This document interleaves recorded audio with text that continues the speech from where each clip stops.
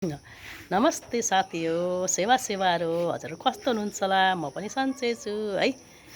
हजुर पनि सन्चै हुनुहुन्छ होला। आज म हजुरलाई के देखाउन गएको छु भने हामीले चाहिँ रहर गऱ्यौँ र मेहनत गऱ्यौँ भने जे पनि हुँदो रहेछ, जुनै ठाउँको पनि हामी लगाउन सक्छौँ भन्ने चाहिँ यो एउटा यो उदाहरण पनि छ। त्यो भनेको चाहिँ हजुरलाई म देखाउन गइरहेको छु। हजुर आफै हेर्नु होला है। मैले के देखाउन गएको छु हजुरहरूलाई? यो भनेको यहाँ हेर्नुहोस्, यो के हो हजुर चिन्नुहुन्छ होला नि है। यो डल्ले खोर्सानी हो, यसलाई कबरे पनि भनिन्छ होइन, राँगे खोर्सानी पनि भनिन्छ। एउटा राँगालाई पुग्थ्यो अरे एउटा हाल्दा है, त्यो राँगे खोर्सानी।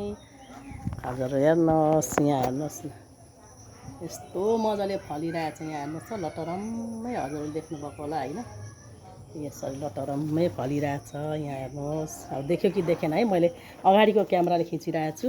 यहाँ पनि छ बोट, यहाँ हेर्नुहोस् न, माथि कस्तो मजाले फलिरहेछ। हजुर यहाँ कस्तो मजाले फलिरहेछ, यता पनि लटरम्मै भइरहेछ। हेर्नुहोस् है, अब क्यामेराले देखेको छ कि छैन होइन, हजुरलाई म देखाउँदैछु। हेर्नुहोस्, यहाँ पनि छ हजुर, यहाँ पनि यो पाकेको छ, हजुर देख्न सक्नुहुन्छ होइन।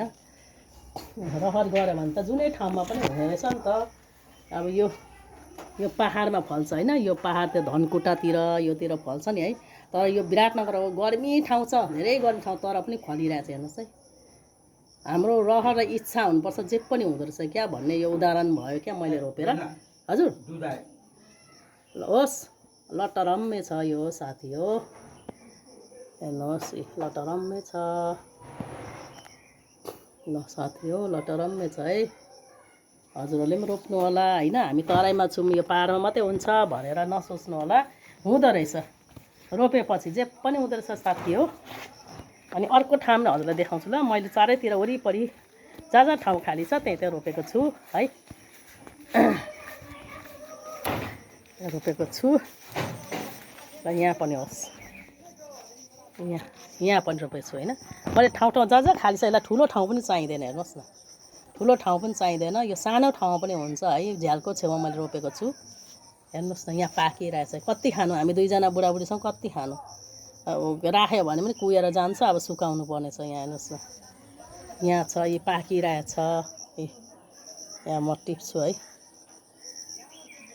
कति साह्रो पो हुन्छ त टिप्दा पनि। यहाँ हेर्नुहोस् न, पाकिरहेछ। अब सुकाउँदा पनि भयो नि त, खानु सकेन भने सुकाउँदा पनि भयो। यहाँ हेर्नुहोस् न है साथी है, ल झरो पनि है, यहाँ हेर्नुहोस् त, पाकिरहेछ, कस्तो राम्रो छ। हेर्नुहोस् न है, यति लटरम्मै छ नि यहाँ, हेर्नुहोस् यति लटरम्मै छ। यहाँ माथि ठुल्ठुलो छ, जसरी पाहाडबाट हजुरहरूले किन्नु सक्नुहुन्छ नि, बेच्नु ल्याएको हुन्छ त्यस्तै छ।